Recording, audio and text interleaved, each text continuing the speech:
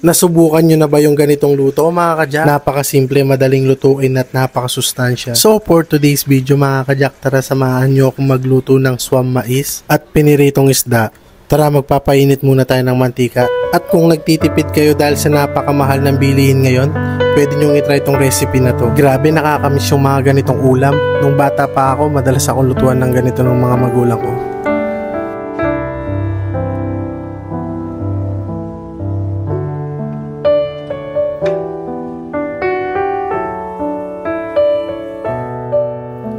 Maggigisa muna tayo ng bawang at sibuyas. At sunod na rin natin ilagay itong ating karne. Minudukat nga pala yung binili ko. Sa tuwing inuulam ko to, napakadami kong naaalala ng mga kabataan ko.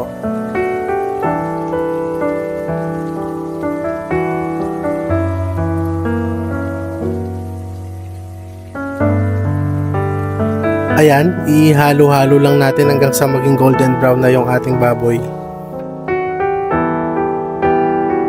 Ayan, at paglalagay na rin tayo ng patis, pampalasa.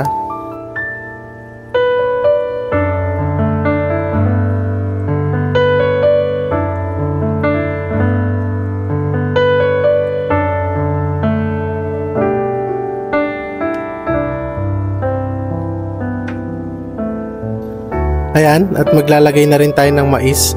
Yung corn in can nga pala yung nilagay ko dyan. Pero pwede rin yung mismong bunga ng mais ang ilagay nyo. Ikukudkurin nyo na lang. Maglalagay din tayo ng paminta.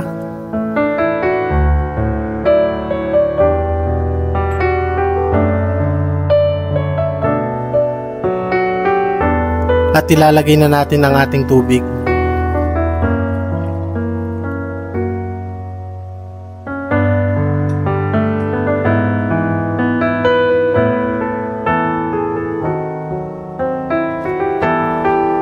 At ating munang papakuluan.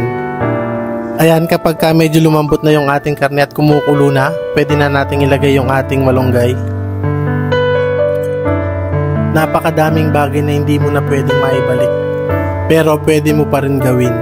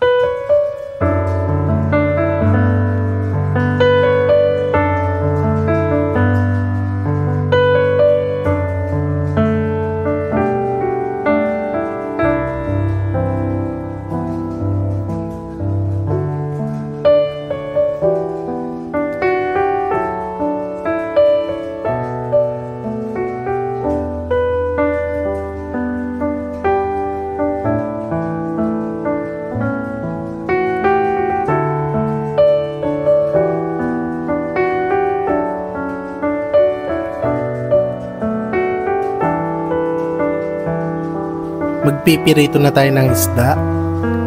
Nung bata pa ako, yung inuulam ko na swam mais na to, walang kasamang isda. Pero ngayon nakakabili na tayo ng mga ganito. Napakabait ng Diyos. Habang bata kayo, magsumikap kayo. At hindi habang buhay mahirap kayo. At kapag ka naging success na kayo, una nyong spoiled yung mga magulang nyo. Dahil lang mga magulang, nag-iisa lang yan. Hindi mo pwedeng mapalitan yan. Kaya habang buhay sila, ibigay mo yung best mo sa kanila.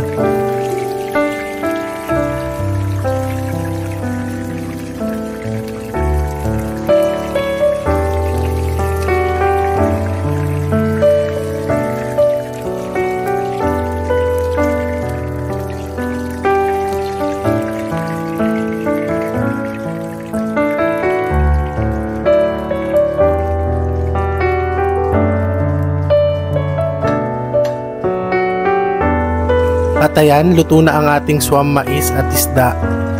That's all for today mga kajak. Mag-iingat kayo palagi.